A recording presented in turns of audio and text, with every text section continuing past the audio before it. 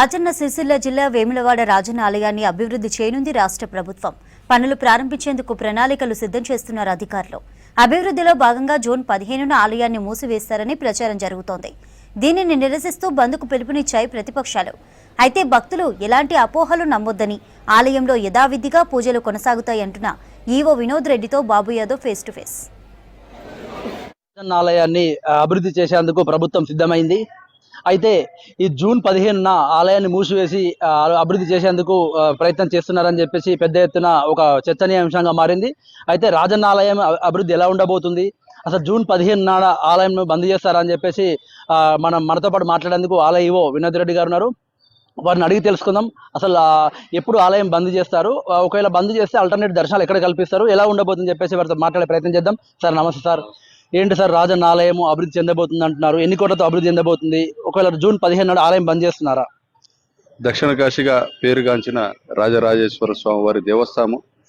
ఈ దేవస్థానంలో దాదాపు 50 సంవత్సరాల క్రితము ఇక్కడ క్యూ లైన్స్ కానీ, తర్వాత ఆలయంలో ప్రహరీలో నిర్మించిన ఆలయం మాత్రమే ఉండడం చేత భక్తులకు చాలా తీవ్రమైన ఇబ్బందులు జరుగుతున్నాయి.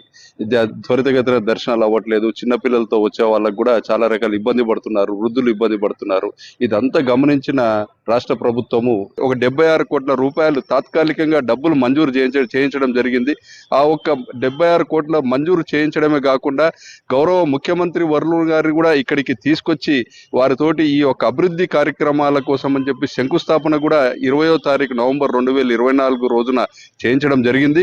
జూన్ 15 నాడు ఆలయాన్ని బంద్ చేస్తారని చెప్పేసి ఇవాళ పట్టణ బంద్ కూడా పిలుపునిచ్చారు ప్రతిపక్షాలు. జూన్ 15 నాడు బంద్ అవబోతుందా, ఒకవేళ ఎప్పుడు బంద్ అవుతుంది? జూన్ 15 అనేది అది వాస్తవమైన డేట్ అనేది కాదది. ఎందుకంటే ఇక్కడ ఈ ప్లాన్స్, ఎస్టిమేట్స్, తర్వాత టెండర్ ప్రాసెస్ అంతా కూడా కంప్లీట్ కావడానికి ఇంకా టైం పడుతుంది ఇక్కడ.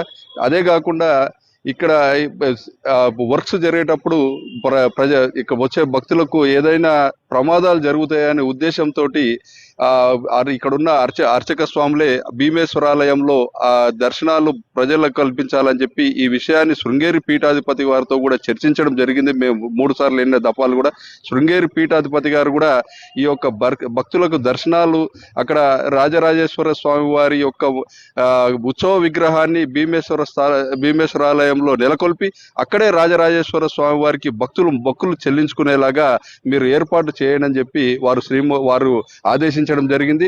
దానికి అనుగుణంగానే అన్ని రకాల ఏర్పాట్లు, కళ్యాణ కట్టలు, ప్రసాద విక్రయశాలలు, ప్రసాద ప్రిపరేషన్ శాలలు, అలాగే కోడెముక్కు టికెట్ కౌంటర్స్, ఇతరాతర అన్ని ఏర్పాట్లు కూడా అక్కడ చేయడానికి కూడా ప్రతిపాదనలు కమిషనర్ దేవాదాయ శాఖ గారికి పంపించడం జరిగింది. వారి నుంచి అనుమతులు రాగానే అక్కడ కార్యక్రమాలు మొదలు పెడతాం.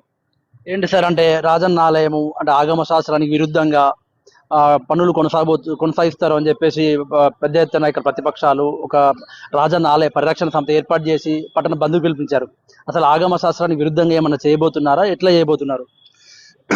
ఆగమ శాస్త్ర అనుసారమే ఇక్కడున్న అర్చకులు, అనువంశిక అర్చకుల యొక్క ఆమోదం మేరకు అనువంశిక అర్చకులు కూడా పింగేరి పీఠాధిపతి గారికి దగ్గరికి వెళ్ళి 3 సార్లు కలిసి 3 సార్లు ప్లాన్స్ అన్ని కూడా వారికి చూయించి ఆ ప్లాన్స్ గురించి వారికి అన్ని ఎక్స్ప్లెయిన్ చేసి వారి యొక్క సలహాలు, సూచనలు తీసుకున్నారు. ఇక్కడ ఉన్న అర్చక స్వాములందరూ కూడా తీసుకున్న దాని ప్రకారమే ఈరోజు ఆర్కిటెక్ట్ కానీ, దేవాదాయ స్థపతి కానీ ప్లాన్స్ తయారు చేయడం జరుగుతుంది. కాబట్టి ఆలయానికి అనువంశిక అర్చకులు సూచించినట్లుగా శృంగేరి పీఠాధిపతి ఆదేశం మేరకు మాత్రమే ఇక్కడ వర్క్స్ అనేది తలపెట్టడం జరుగుతున్నది. ఆగమ శాస్త్ర ప్రకారమే భీమేశ్వర ఆలయంలో ఆల్టర్నేట్ దర్శనాలు ఏర్పాటు చేయబోతున్నాము. కాకపోతే ఎప్పుడు తేదీ అనేది ఇంకా డిక్లేర్ కాలేదు. జూన్ 15 నాడు ఆలయం బంద్ అనేది అవాస్తవం. ఆలయం ఎప్పుడు యథావిధిగా కొనసాగుతుంది, పూజలు కూడా కొనసాగుతాయి. కేవలం భక్తుల దర్శనాల కోసం మాత్రమే భీమేశ్వర ఆలయంలో ఏర్పాటు చేయబోతున్నామని చెప్పేసి ఆలయ ఈవో చెప్తున్నారు. ఇది ఇక్కడ ఉండే పరిస్థితి. కెమెరా పర్సన్ రాజేందర్తో బాబు యాదవ్, V6 న్యూస్, వేములవాడ.